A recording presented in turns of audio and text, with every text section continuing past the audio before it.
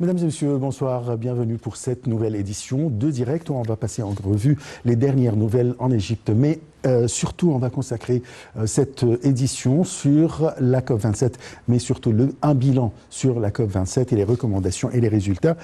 Mais tout d'abord, nous accueillons dans le studio Dr Yousra Chaaban. Vous êtes professeur de droit à l'université de Ain Shams. Bonsoir. Bonsoir. Alors, nous avons quelques thèmes, nous avons quelques reportages qu'on va présenter. Vous allez commenter sur chaque commentaire. On commence avec le Premier ministre Moustapha Madbouli qui a présidé aujourd'hui la réunion du Conseil des ministres dans la nouvelle capitale administrative. La réunion était centrée sur les résultats et les recommandations de la COP27 qui s'est clôturée dimanche à Sharm el-Sheikh. Les détails avec Rehab Saïd et Sarah Marabi.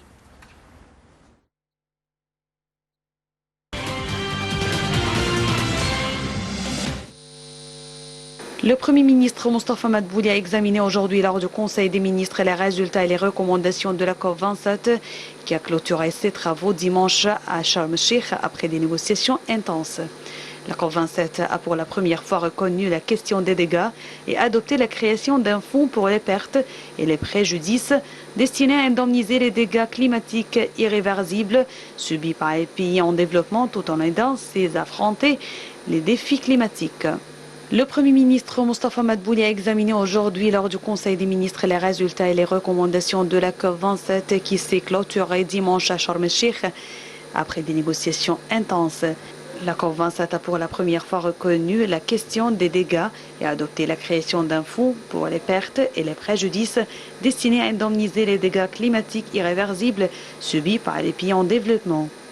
Selon M. Madbouli, les résultats de la COP27 ont prouvé le succès de l'Égypte non seulement dans l'organisation spectaculaire de la conférence, mais aussi la direction de l'action collective internationale dans le domaine du climat. D'autre part, le chef du gouvernement a examiné les résultats de la dernière visite du président Abdel Fattah el-Sisi au Qatar pour assister à l'ouverture du Mondial 2022. Le Conseil des ministres a approuvé le projet de loi sur la création du service égyptien pour la propriété intellectuelle, une autorité générale destinée à organiser et protéger les droits de la propriété intellectuelle dans le pays d'une manière qui convient aux engagements internationaux de l'Égypte. La création de cette autorité s'inscrit dans le cadre de la stratégie nationale de la propriété intellectuelle 2022-2027, lancée au mois de septembre dernier sous les auspices du président Abdel Fattah el-Sisi. Docteur Yousra Chaaban, je vous rappelle que vous êtes professeur de droit à l'université de Ain Shams. C'est là une réunion ministérielle présidée par le Premier ministre Moustapha Madbouli concernant et les résultats et les recommandations de la COP27. Déjà, comment vous évaluez les recommandations et les résultats de la COP27? Tout d'abord, c'était un événement très important sur notre terre égyptienne. C'est un événement, on peut dire, historique qui peut... On ne sait pas en fait si ça peut se refaire sur terre égyptienne encore une fois ou non. Alors peut-être dans quelques années, oui. Peut-être. Mais il faut que ça tourne. Ça tourne pour les années suivantes. Alors tout d'abord, c'est un événement très important, mais comme les médias et même le ministre Sameh Chokri lui-même, il avait bien annoncé que la COP27 était bien réussie parce que l'une de ses recommandations majeures, c'est bien le fonds commun de pertes et de préjudices. Et c'est vraiment historique parce que depuis 50 ans qu'on recommande, qu'on fait appel à ce fonds-là et finalement, grâce à cette COP27 à Sharm el-Sheikh que ce fonds des pertes et des préjudices a pu voir le jour.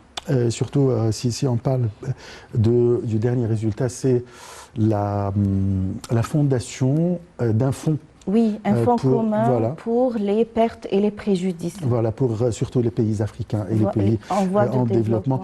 Tout d'abord, si vous me permettez, comment vous voyez l'organisation de l'Égypte de cette conférence?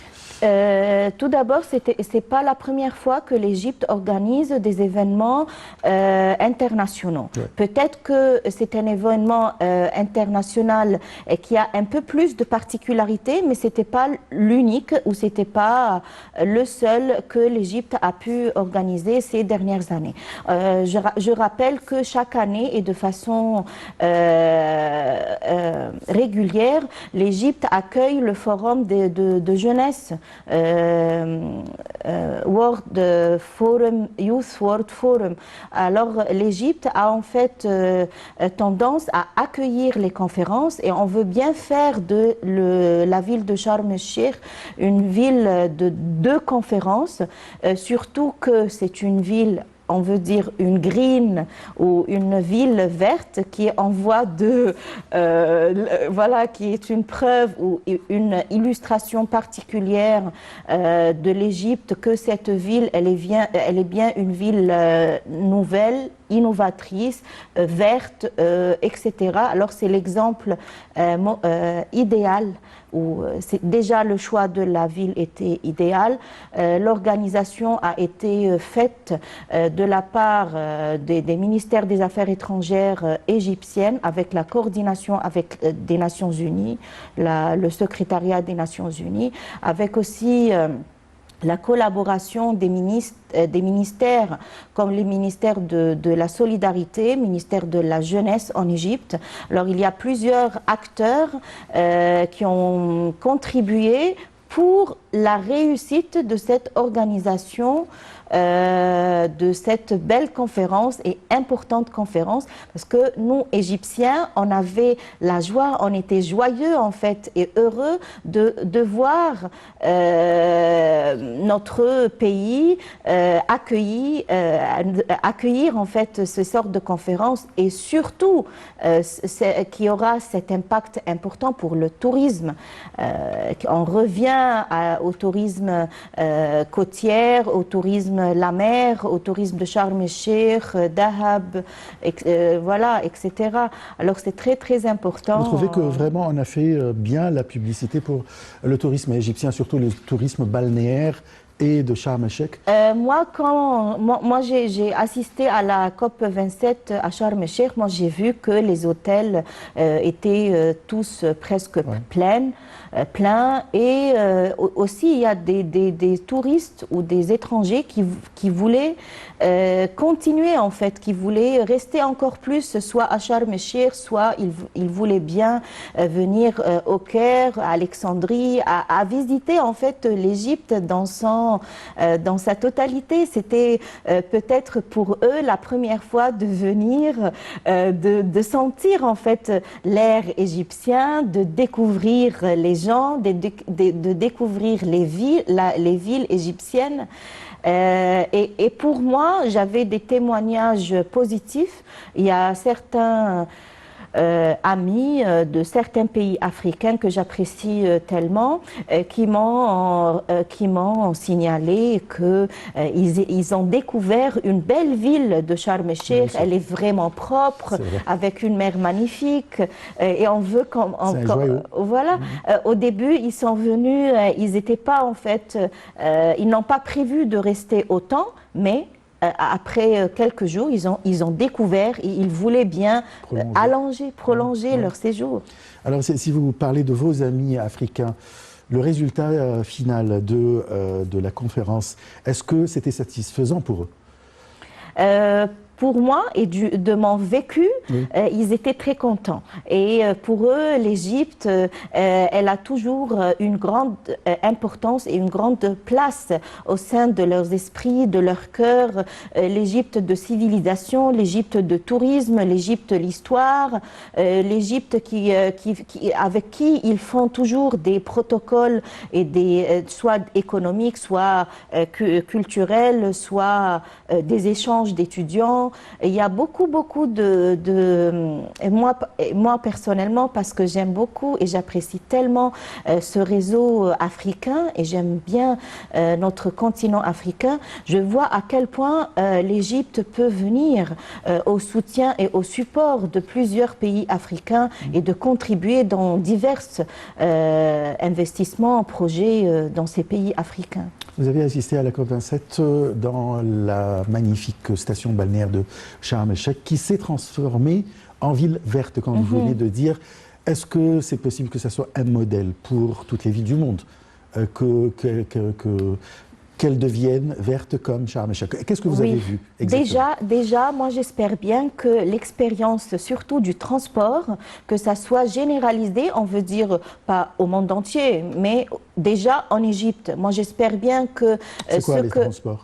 En fait, le réseau de transport au cours de la COP27 était magnifique, était extraordinaire. Il y avait des bus partout qui desservent un réseau, toute la ville de Sharm el-Sheikh.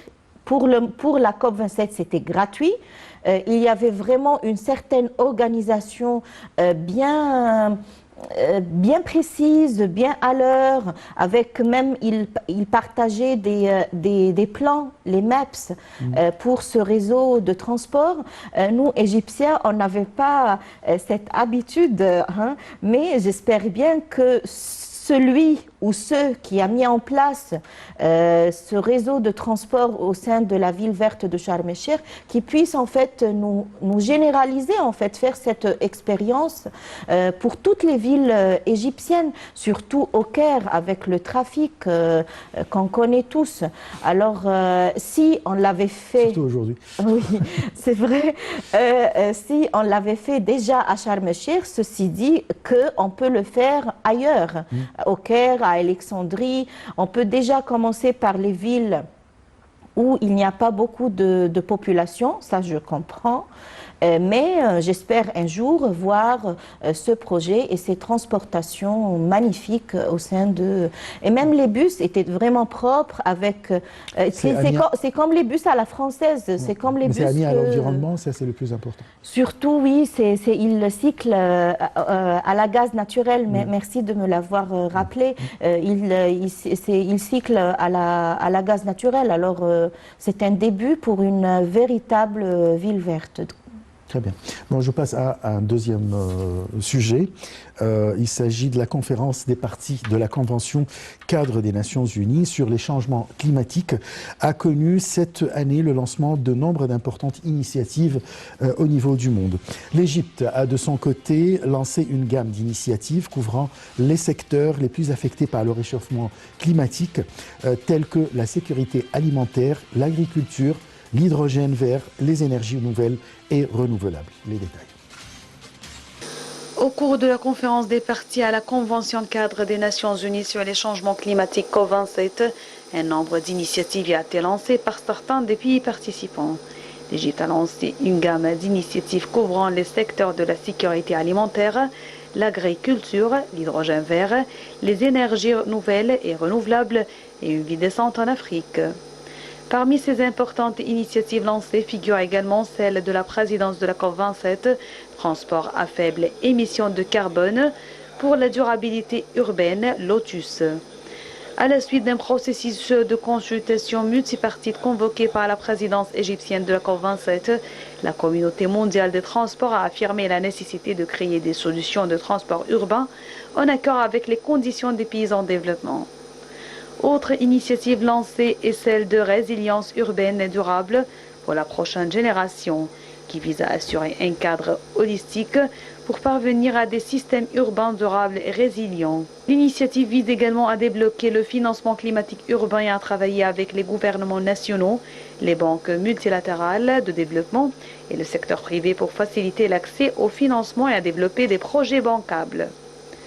La présidence de la COP27, en collaboration avec ONU Habitat et le Conseil international pour les initiatives écologiques locales, a organisé le 17 novembre la toute première réunion ministérielle sur l'urbanisation et le climat, réunissant ministres et maires pour discuter des principaux défis auxquels sont confrontées les villes. La réunion ministérielle avait pour but de renforcer l'engagement des villes à réaliser l'accord de Paris par le biais d'une action climatique à plusieurs niveaux et d'accélérer l'atténuation et l'adaptation au changement climatique, ainsi que le financement climatique urbain. Le rapport technique sur l'habitat vient compléter le programme d'adaptation de Sharm el-Sheikh en explorant les résultats d'adaptation spécifiques à l'habitation, par exemple les infrastructures urbaines, le logement sûr, ainsi que les actions en cours pour les atteindre. Lancement de la coalition Accelerate to Zero pour promouvoir et soutenir la transition vers des véhicules à zéro émission. Il s'agit de la plus grande coalition de transport au monde avec plus de 200 organisations, gouvernements et industries. Les États-Unis ont pour leur part lancé une campagne d'1 an qui vise à accélérer le développement de véhicules de tourisme à zéro émission sur les marchés émergents. La campagne met en lumière les contributions du secteur privé et favorise le dialogue entre les marchés émergents et les grandes entreprises pour encourager les investissements privés consacrés à cette fin. Autre initiative lancée, celle de The Collective for Clean Transport Finance, qui vise à créer des outils pour atténuer les risques des investissements dans le transport à zéro émission. Le collectif est lancé par 5 organisations internationales de premier plan et des champions du climat de haut niveau. Alors, docteur Yousra Chaaben, je rappelle que vous êtes professeur de droit à l'université de Ain Shams. Là, il y a eu beaucoup d'initiatives lors de la COP27 pour faire face au changement climatique, pour faire face à tout ce qui est qui nuit à notre planète en général. Premièrement, des initiatives pour la sécurité alimentaire. Comment vous voyez? Moi, je la vois plutôt comme une complémentarité ou un début d'une complémentarité pour la sécurité alimentaire. On peut dire commençant par l'Afrique et peut-être avec d'autres projets économiques avec les pays européens. Mais déjà, c'est une nécessité pour sauver notre planète. Alors, pour moi, cette initiative, c'est un début, c'est un commencement pour peut-être une certaine complémentarité. D'accord. La sécurité alimentaire, si on parle par exemple en Afrique, il y a le fléau de la désertification, le changement climatique a vraiment influencé et affecté les terres agricoles en Afrique. Alors quelles sont les initiatives pour les projets comment faire pour transformer le continent africain en continent vert comme c'était? Oui, moi je me dis maintenant, le continent africain, il était noir. Oui. Mais il passe, c'est vrai, que peut-être avec ces prochaines années, on trouve que ce continent soit vert, parce que ce continent, il englobe un grand pourcentage de la richesse du monde entier.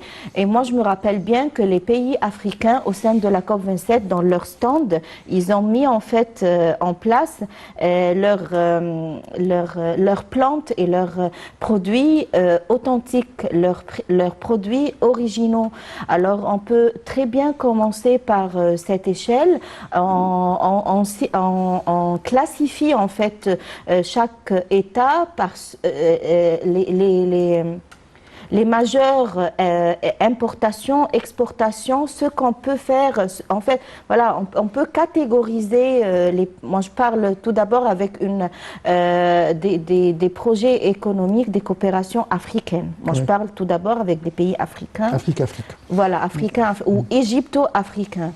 On peut très bien catégoriser. Moi, je pense à une catégorisation des pays.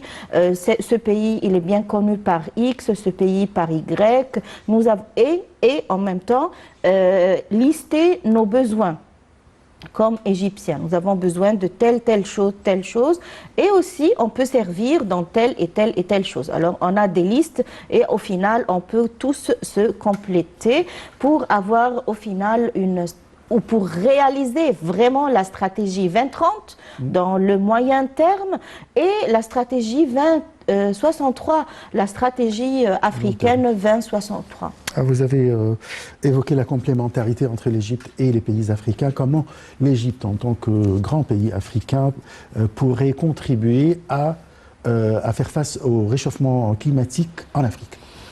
Moi, je pense qu'il faut avoir davantage des projets qui concernent l'eau, qui concernent l'alimentation, qui concernent l'économie, qui concernent l'électricité. Il y a plusieurs domaines où l'Égypte, qui concernent l'Internet et la technologie, il y a plusieurs domaines où l'Égypte, elle est connue par ses points forts, où sa marque de compétences, de fabrique, où récemment elle a vraiment fait un grand effort dans ces domaines, et qu'elle peut servir, elle peut donner, elle peut contribuer, elle peut collaborer, coopérer avec ces pays africains de par ces domaines de spécialité.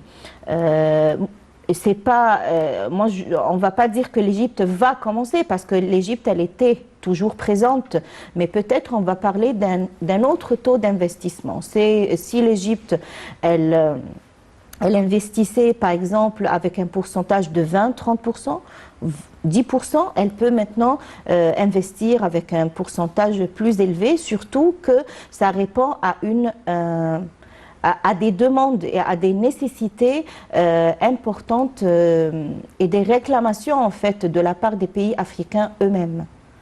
Parfait. Là, on a parlé contribution de l'Égypte en Afrique, mais là, les grands pays industrialisés tels que l'Europe, l'Amérique, la Chine, l'Inde, sont les grands pollueurs de la Terre. Et surtout, qui paye le prix, c'est surtout les pays africains. Alors, qu'est-ce que vous avez tiré de cette COP 27 pour que les pays industrialisés viennent pour sauver ou bien aider ou bien, il faut dire, corriger leurs erreurs vis-à-vis du climat, de la planète, mais en Afrique, qui souffre le plus, il faut dire. Vous savez que, en fait, la COP27, elle a prolongé d'un jour à cause de ce point sensible, en fait, parce que les grands pays industriels et européens et l'Amérique, ils ne voulaient pas en fait payer cette facture. Oui, c'est vrai. Voilà, on peut le dire comme ça.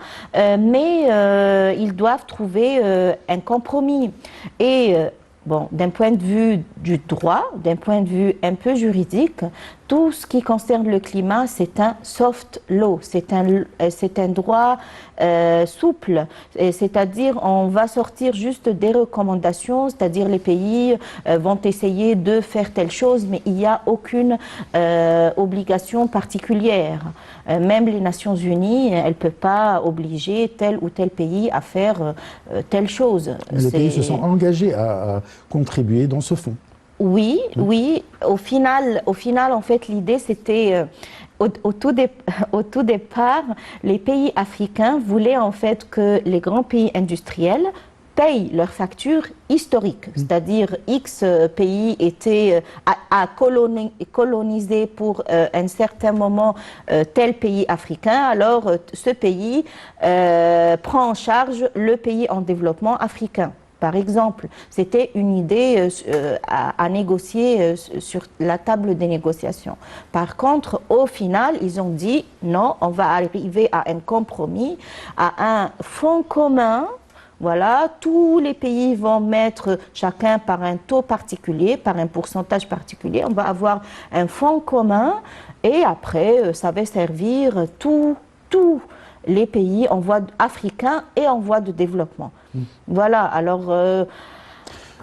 Durant la COP 26 à Glasgow, les grands pays industrialisés, ils ont promis 100 milliards de dollars pour les pays sous-développés ou bien en développement. Les plus affectés. Voilà, exactement. Et pourtant, ils n'ont rien fait. Quelles sont les garanties pour que ce fonds soit...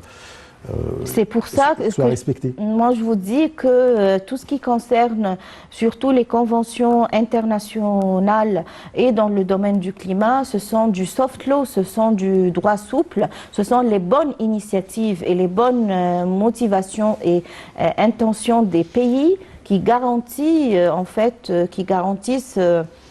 l'application, et peut-être en fait ce contrôle annuel, ce contrôle régulier, la COP 27, 28, 29, etc., ça sensibilise en fait et ça... On espère bien. Bon, le président égyptien Abdel Fattah el-Sisi a parlé d'un grand projet, une grande initiative concernant l'hydrogène vert, que ça soit généralisé, que ça soit produit dans nos pays africains. Où on est? Où on est, peut-être on a pris 2-3 pas. On n'est pas au premier pas. C'est bien? Oui, c'est bien. Bien sûr, on n'a pas réalisé tout ce qu'on veut. Et moi, je sais bien que le président Abdel Fattah el-Sisi, il a une grande vision et on a une importante stratégie 2030. On espère bien la réaliser.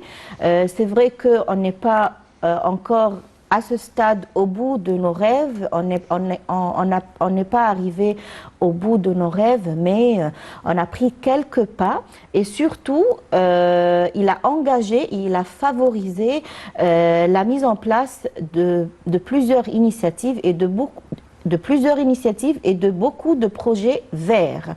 Oui. Par exemple, la loi d'investissement, moi je vous parle aussi d'un point de vue juridique, il y a ce qu'on appelle الرخصة الذهبية golden ou le permis doré ou golden qui facilite en fait pour les investisseurs qui veulent vraiment investir et donner de l'importance et de l'intérêt à ce secteur vert.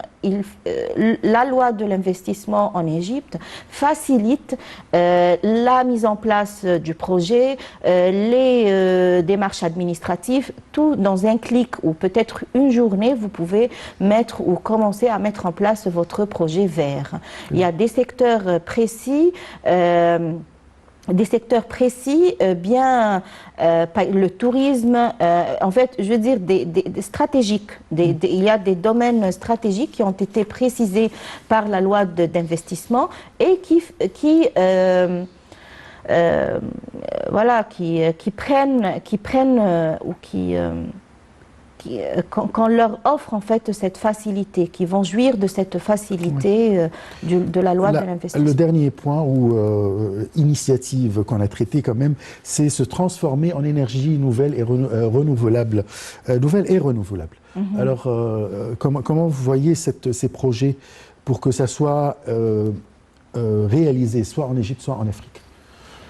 L'Égypte a fait beaucoup de pas sur ce point. Oui, c'est vrai, parce qu'on n'avait pas le choix, ou on veut dire, on devait trouver des alternatives, surtout avec nos problèmes d'eau, nos problèmes d'agriculture, etc. Alors, l'Égypte, il y a plusieurs années, c'est pas d'aujourd'hui seulement, mais il y a plusieurs années que l'Égypte a commencé à trouver, par exemple, dans le domaine de l'eau, à trouver d'autres alternatives, d'autres possibilités pour l'irrigation, pour l'agriculture, etc. Et c'est pareil aussi pour l'énergie, pour l'électricité. Il y a plusieurs universités, y compris par exemple l'université Ain Shams, dont je suis maître de conférence. Ils ont mis en place en fait des plaques pour l'énergie solaire. Alors, je ne savais pas. C'était une initiative de notre université et je pense que ça a été, ou ça a commencé, ou a été généralisé dans les autres universités. Et je pense que ce n'est pas que le secteur de l'université, mais il y a certainement d'autres secteurs qui ont commencé à... Voilà, en fait, ce sont des alternatives, ce sont des poids, comme si on fait une équation. Ce n'est pas l'électricité, mais on va avoir d'autres sources d'énergie, d'autres sources d'électricité. Ouais. Voilà. Sans oublier... Et le transport, l'exemple du transport, par exemple, qu'on vient de donner, ce n'est pas le carburant, mais plutôt... tous les taxis d'Égypte, peut-être, c'est... la gaz naturel, ou même l'électricité aussi. Oui, oui. Voilà. Et l'électricité, et voilà. Bon, on va passer à un autre sujet. Oui, parce que moi, je veux juste dire que d'ici 2030, les COP, en fait, ils ont envisagé de diminuer l'utilisation de la carbone, du charbon totalement. Oui. Il faut que d'ici 2030, on n'utilise plus le charbon. Voilà, il y a l'initiative de John Kerry qui a été lancée lors de la COP 27 pour que les grandes compagnies achètent aux usines qui utilisent le charbon en Afrique pour la transformation en énergie renouvelable ou bien amie à l'environnement. Bon, Au cours des travaux de la COP27, l'Égypte a lancé la version africaine de l'initiative de vie décente. L'initiative cible deux axes. D'une part, l'amélioration de la qualité de vie des Africains dans les villages et les zones ruraux les plus démunis. Et de l'autre part, l'intégration de l'action climatique dans le développement rural durable dans le continent. Les détails avec Rahab Saïd et Sarah Al-Maghreb.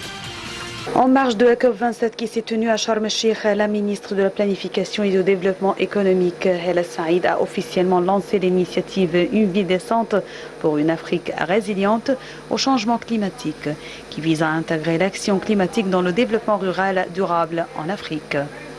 Cette initiative implique la mise en place d'un groupe de projets et de programmes visant à soutenir la résilience africaine et la diversité des moyens de subsistance et à renforcer l'économie rurale en encourageant les investissements du secteur privé.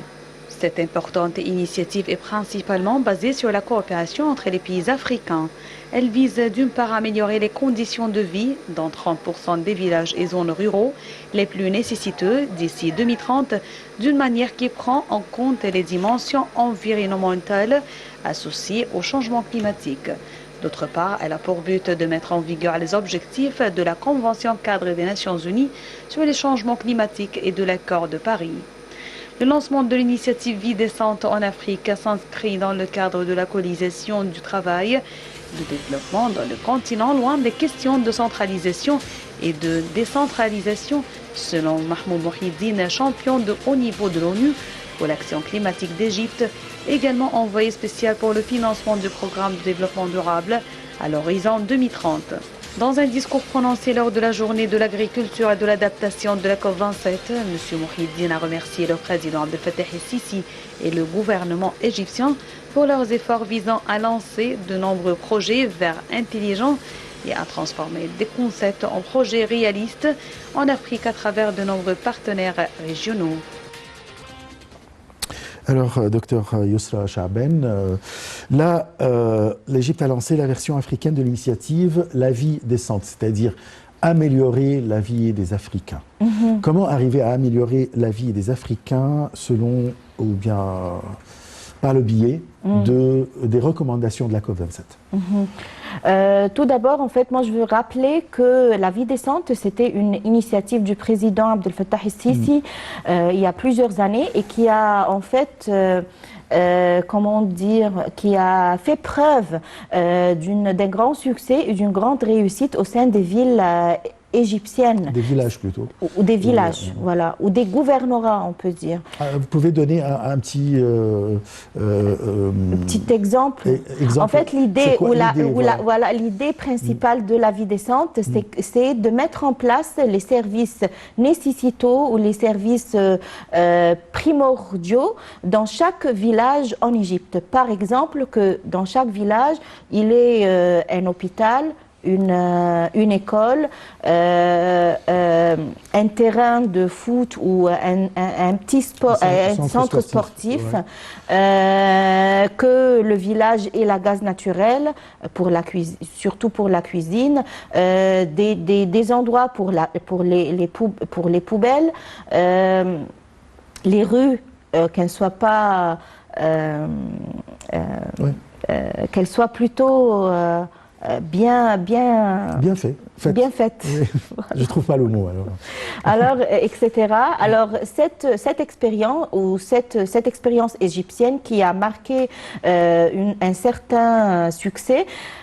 L'Égypte, l'Égypte en ce moment, elle veut le généraliser et pourquoi pas, c'est une porte d'entrée pour notre continent africain. Tant qu'on l'a expérimenté sur notre territoire égyptien et il a fait preuve d'une grande réussite, alors pourquoi pas généraliser cette expérience, surtout que les villages africains, moi, je suis sûre qu'ils ont certainement besoin d'une certaine amélioration dans leurs services quotidiens. Alors, je pense que c'est une très très bonne initiative et stratégiquement ou politiquement, comme je vous dis, ça pourrait être une porte d'entrée pour l'Égypte dans ces sociétés africaines. Mais quand même, une telle initiative a coûté beaucoup à l'Égypte, bien sûr. Et En même temps, ça va coûter beaucoup aux pays africains, c'est-à-dire où sont les fonds pour réaliser un tel projet dans les pays africains qui sont déjà... Qui est-ce qui va payer? Voilà, exactement, c'est ma question directe. Voilà. Qui est-ce qui va payer? Moi, je rappelle qu'il faut, dans un pays bien civilisé, c'est pas l'État qui a tous les services régaliens. Il faut que tous les secteurs contribuent. C'est-à-dire que le secteur privé, il doit avoir quand même un petit service pro bono ou même pas pro bono, mais déjà leur activité commerciale, ils contribuent certainement dans l'économie globale et générale de l'État. Alors, on a plusieurs secteurs. L'État, il va pas faire ça tout seul. Mais il y a le secteur gouvernement, il y a c'est-à-dire le secteur public, le secteur privé, les initiatives des personnes, les investisseurs, soit locaux ou internationaux. Il y a, en fait, c'est un début d'initiative qui doit faire appel à tous les secteurs, à tous les acteurs pour pouvoir avoir, comme vous dites, un fonds vraiment... Peut-être on revient à un fonds commun aussi. C'est ce que je voulais dire, voilà, où est le grand rôle que doivent jouer les grands pays qui étaient à l'époque colonisateurs et aujourd'hui les grands pollueurs. Alors, où est leur rôle? On ne va pas dire un rôle direct, mais ça pourrait se faire sous forme d'investissement, sous forme de collaboration. Et pourquoi pas un rôle direct? Parce que le cadre traditionnel, il n'est plus le schéma traditionnel que ce pays doit prendre en charge ce pays, c'est plus le cas. Même en droit international et au niveau politique international, c'est plus le cas. Peut-être ça sera la même idée, mais sous d'autres formes ou même un autre vocabulaire.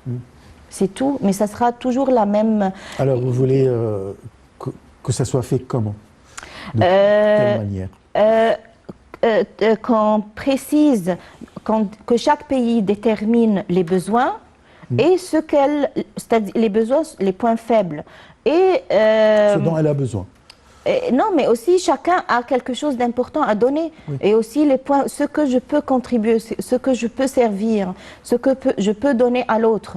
Donner, je ne veux pas dire gratuitement, mais ce que je peux présenter à l'autre. Alors, chaque pays doit déterminer ses points forts, ses points faibles, ses points forts. Et je reviens à mon idée de complémentarité. Et ça va prendre certainement des formes...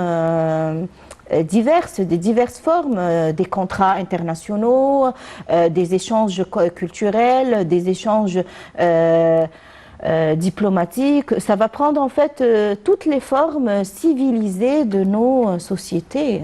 Ouais. Avant de terminer, notre dernière question, c'est concernant qu'est-ce que vous avez tiré comme expérience d'avoir assisté à la COP27? Moi, je me trouve trop dans les milieux internationaux. Alors moi, je me suis trouvée en fait à la COP27. J'aime les gens, j'aime les pays africains, j'aime le droit international, j'aime les conventions. Alors pour moi, j'ai tiré que les pays doivent... on est tous communs, on est tous pareils et... ce qui a quelque chose doit contribuer en fait, doit présenter à l'autre. Ouais. Et l'Égypte est toujours là pour rassembler tout le monde. Exactement aussi. Depuis des millénaires. Oui, c'est pas d'aujourd'hui, mais depuis toujours. Et ça tombait très très bien avec le climat, avec la météo en ce moment à la ville de Sharm el-Sheikh. Je vous envie parce que je n'avais pas la chance d'y aller. Alors, je vous remercie beaucoup, Dr Yousra Chaaben. Je rappelle que vous êtes professeur de droit à l'université de Ain Shams. Très très bonne soirée. On se donne un rendez-vous demain à la même heure. Au revoir.